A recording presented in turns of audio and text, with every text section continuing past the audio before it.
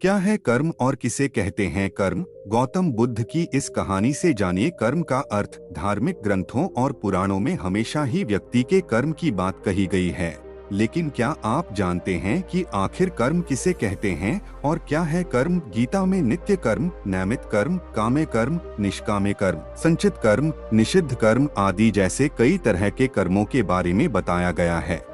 लेकिन क्या कर्म का प्रभाव व्यक्ति पर पड़ता है? और सबसे अहम प्रश्न कि कर्म क्या और किसे कहते हैं? एक बार गौतम बुद्ध के शिष्य ने भी उनसे यही प्रश्न किया था कि कर्म क्या है और किसे कहते हैं। तब बुद्ध ने शिष्य को कर्म के बारे में बताते हुए यह कहानी सुनाई थी।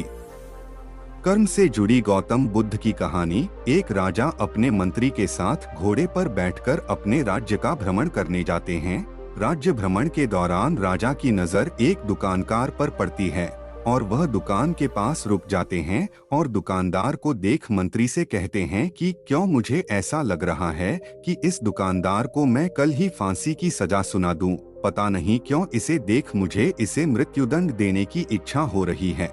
इतना कहते ही राजा वहां से अकेला ही चले जाते हैं और मंत्री उनसे इसका कारण भी नहीं पूछ पाते। अगले दिन मंत्री अपना भेष बदलकर दुकानदार के पास साधारण मनुष्य की तरह जाते हैं।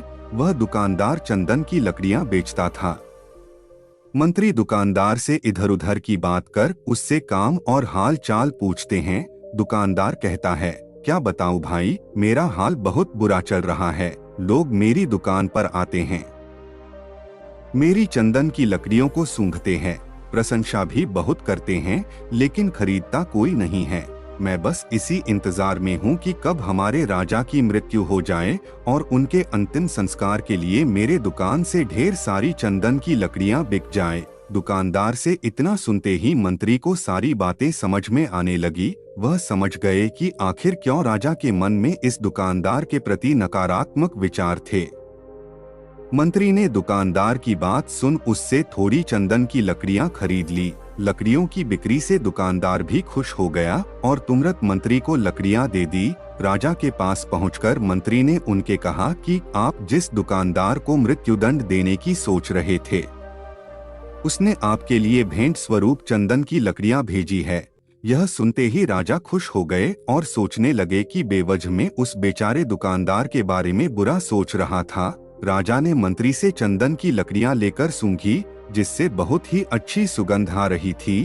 क्या है कर्म? राजा दुकानदार की लकड़ियों से खुश होकर उसके लिए कुछ सोने के सिक्के भिजवाता है। अगले दिन मंत्री दुकानदार के पास जाकर कहते हैं कि ये सिक्के तुम्हें राजा ने भेंट स्वरूप दिए हैं। दुकानदार सोने के सिक्के पाकर खुश हो जाता है और मन में सोचता है कि मैं कितना गलत था जो राजा की मृत्यु के बारे में सोचता था। वह तो कितने दयालु हैं। गौतम बुद्ध कहानी को समाप्त करते हुए शिष्य से कहते हैं, हमारे काम, भावनाएं और विचार ही हमारे कर्म हैं।